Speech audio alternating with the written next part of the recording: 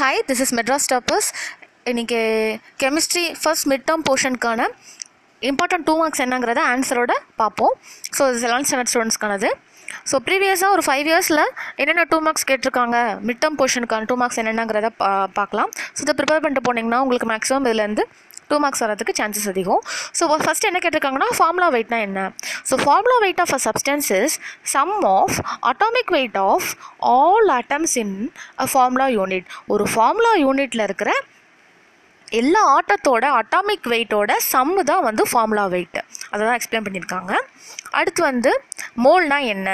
Mole may be defined as amount of substance that contains as many specified elementary particle as the number of atoms in 12 gram of carbon isotope. So 1 mole of atom எவ்வளோ Avogadro number இருக்குன்னு சொல்லி பார்த்தீங்கன்னா 6.023 × 10⁻23 பார்ட்டிகிள்ஸாக இருக்கும். So அடுத்து empirical ஃபார்முலானா என்னன்னு கேட்டிருக்காங்க, molecular ஃபார்முலானா என்னன்னு கேட்டிருக்காங்க. ஸோ எம்பிரிக்கல் ஃபார்முலானா என்னன்னு பார்ப்போம். And empirical formula are the simplest formula for a compound. அது வந்து எப்படி ரிட்டர்ன் பண்ணுவாங்கன்னா, it is written with the simplest integer subscript. It shows the simplest whole number ratio of the atom. அடுத்து molecular formula. So molecular ஃபார்முலாங்கிறது empirical ஃபார்முலாவோட எண்ணால் multiply பண்ணிங்கன்னா நம்மளுக்கு மாலிகுலர் ஃபார்முலான்றது கிடச்சிரும். என்னங்கிறது whole number of the empirical formula. So இது எதை காமிக்கும்னா actual ratio of the atom. Okay, அடுத்து ஈக்குவலன்ட் மாஸ் ஆஃப் ஆசிட்னா என்னன்னு கேட்டிருக்காங்க. Acid contain 1 or more replaceable hydrogen atom. ஒரு ஆசிடில் 1 இல்லை 2 ரீப்ளேசபிள் ஹைட்ரஜன் ஆட்டம் இருக்கும். So the number of replaceable hydrogen atom present in the molecule is referred to as அதை தான் பெசிசிட்டின்னு சொல்லுவாங்க.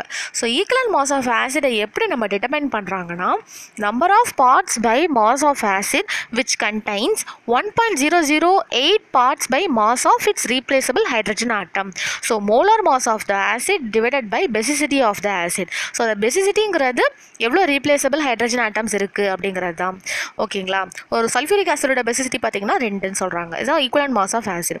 அடுத்து யூனிட் செல்னா என்ன? Crystal are build up of regular arrangements of atoms or ions in 3 dimension. ஒரு கிறிஸ்டலுங்கிறது ஒரு 3 dimensional ஸ்ட்ரக்சரில் ஆட்டம்ஸ் அயான்ஸ் வந்து கன்ஸ்ட்ரக்ட் ஆகிருக்கும்.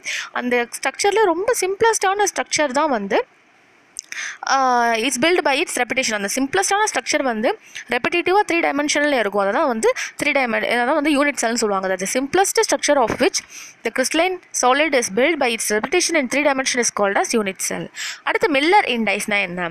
Taking the reciprocal of the Weiss index and multiplying throughout by the smallest number in order to make the reciprocal as integer, we get the Miller index. So Weiss index எடுத்துட்டு அதை வந்து ஒரு smallest நம்பரால் multiply பண்ணி அந்த ரெசிப்ரோக்கலில் வந்து ஒரு இன்டீஜராக மாற்றினோம்னா நம்மளுக்கு கிடைக்கக்கூடிய ஆன்சர் வந்து மில்லர் இண்டெக்ஸாக தான் இருக்கும். மில்லர் இண்டெக்ஸை வந்து எப்படி யூஸ்வலாக டிட்டர்மைன் பண்ணுறாங்கன்னா HKLன்னு சொல்கிறாங்க. இந்த HKL எல்லாமே பாசிட்டிவ் இன்டீஜர்ஸ் இல்லாட்டி நெகட்டிவ் இன்டீஜர்ஸ் இல்லை 0வாக கூட இருக்கலாம். ஓகே, எப்படி வந்து டிஸ்டன்ஸ் இந்த பிட்வீன் த பேரல் பிளேன்ஸ் எப்படி கால்குலேட் பண்ணுறது, அதுக்கு ஒரு ஃபார்முலா என்னன்னு சொல்லி கேட்டிருக்காங்க. The distance between the parallel planes இந்த crystal can be designed as DHKL. So DHKLோட ஃபார்முலா என்னென்னா A/√of H² + K² + L². So HKLங்கிறது Miller இண்டெக்ஸ்னு நம்மளுக்கு தெரியும். அது 0வாக இருக்கலாம், இல்லை நெகட்டிவாக இருக்கலாம், இல்லை பாசிட்டிவ் இன்டிஜராக இருக்கலாம்.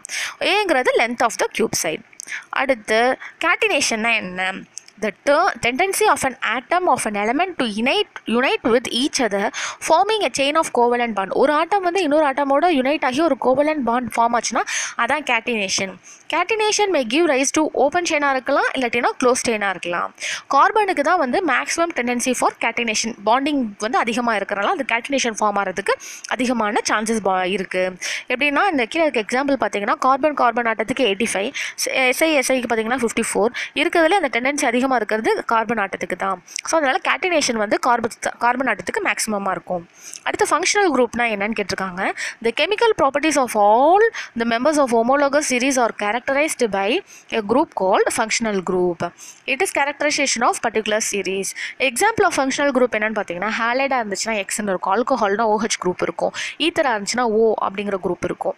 ஓகே, சப்ஸ்டியூஷன் ஆர் டிஸ்பிளேஸ்மெண்ட் ரியாக்ஷன்னா என்னன்னு கேட்டிருக்காங்க. The displacement reaction is one in which an atom or a group linked to a carbon atom is removed and in its place another atom or a group is being attached. So ஒரு ஆட்டம் இல்லாட்டி ஒரு group of ஆட்டம் இருந்துச்சுன்னா அதை remove பண்ணிவிட்டு அது இருந்த இடத்துல வேற ஒரு குரூப் ஆஃப் ஆட்டமை வந்து அட்டாச் பண்ணுறது தான் சப்ஸ்டியூஷன் ரியாக்ஷன் இல்லாட்டினா டிஸ்பிளேஸ்மெண்ட் ரியாக்ஷன். டோட்டலாக 3 டைப்ஸ் ஆஃப் ரியாக்ஷன்ஸ் இருக்குது. Nucleophilic substitution, electrophilic substitution, free radical substitution. அது ஒரு எக்ஸாம்பிள் ஃப்ரீ ரேடிக்கலுக்கு குளோரின் வச்சிருக்கு. CH4 + 2 chlorine 2Cl gives CHCl plus hydrochloric acid. So the example of the substitution or displacement reaction.